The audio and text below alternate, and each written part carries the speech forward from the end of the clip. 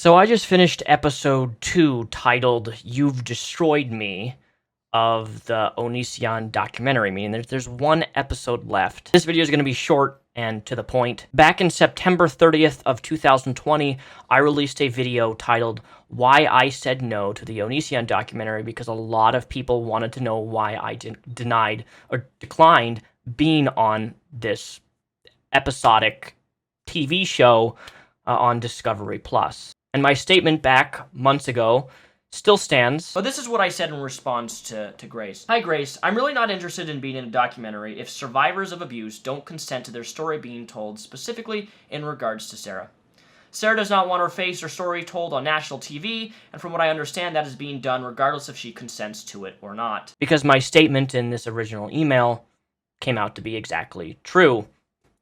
I don't want to be that person that says, I told you so, but here I am being that person, I told you so, which is really, really, really disappointing that they did exactly what I thought they were going to do. I want to make something really abundantly clear to people who watch me, or YouTube, or in general, is that I have no problem with people bringing awareness and bringing, the knowledge and, stuff Onision has done to the public. In a weird way, I think the documentary is bringing a lot of negative publicity towards Greg in a good way, but at the same time, they're also not doing it properly, in my opinion. So far, there's been no mention of his, website, Siska. There's been no mention of the web forums in which, all the rating of people's physiques and stuff, and making video after video after video, glorifying or putting down other people's physiques of age and underage people is just really, really weird. I think that's a really important thing. Maybe they'll do it in episode 3, I don't know. Eugenia actually spoke out on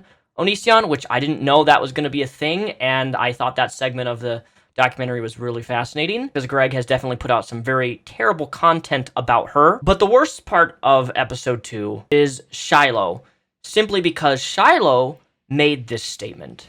Shiloh says right here that, one, she wouldn't go on this documentary unless everybody consented to their stories being told. Shiloh often refers to other survivors of Greg as her birds or her girls, and I always thought that was just kind of strange, considering Shiloh had a falling out with a lot of these girls. A lot of stuff that happened behind the scenes, which is not my place to go into detail about. But the issue here is not that Shiloh is talking about her own experiences or what she went through. That's completely okay. That's fine. Your life, your experiences, what you've went through, if you want to go on national television, that's okay. Nothing wrong with that. But where things kind of go instantly south is the fact that Shiloh gets on camera and tells multiple people's experiences, abuse, and trauma on national television against their consent.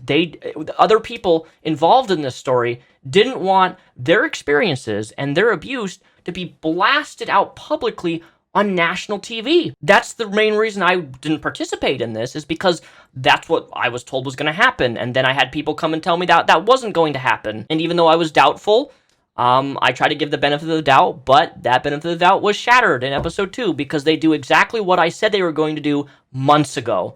My number one concern was Chris Hansen's involvement and, well, them going against people's consent to have their stories told, trauma, on national TV. Imagine you open up to somebody privately about your experiences with something horrible, and then that person takes it, goes on national TV, and outs your experiences publicly, even though you said already you don't want this on TV, yet they do it anyway. That's a scummy thing to do. No matter, it blew my mind, because I really tried to give this a shot, and they did exactly what I was concerned they were going to do.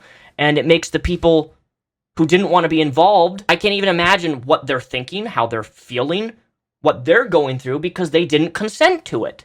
If you don't consent, then you don't post it. It's that simple. When I made my original Onision Files video back in start of, I think it was 2019 or 2000, I think it was 2019, I reached out to each person individually. I'm like, hey, I want you to watch this video. If you want me to remove anything out of it and take things out of it, please let me know and I will do that. Shiloh actually told me she wanted the part about the whole seizure thing removed out of my video, and I went out of my way to do that because that's her experience. I'm not going to include that in my video if she doesn't want that, on in my video. I'm not going to do that. But then at the same time, it was also posted in the documentary, which I find weird. Like, it's like, no, I don't want you to do this. But then it's like, yes, okay, put it on national TV. But it's like, but I don't know. It's all confusing. I'm just disappointed that it went the route that I thought it was going to go. Because believe it or not, I wanted to be wrong. I wanted to be wrong with how they were going about doing this. And I get it. The overall picture is to bring more awareness to Onision and stuff. But it wasn't done right. It wasn't done with consent of people consenting to their experiences being put on national TV, and I have a problem with that, and I stand by that. If I say no, if anybody says no, I do not want this on TV, and people go ahead and do it anyway and blur their faces even though they said they don't want it, what does that say about the company? What does that say about what they're really trying to do here? Mainstream media, big TV companies, they don't like YouTubers. Because you realize that YouTube and, like, mainstream media and, like, YouTube TV, they're competing. You know, all these companies are competing with one another.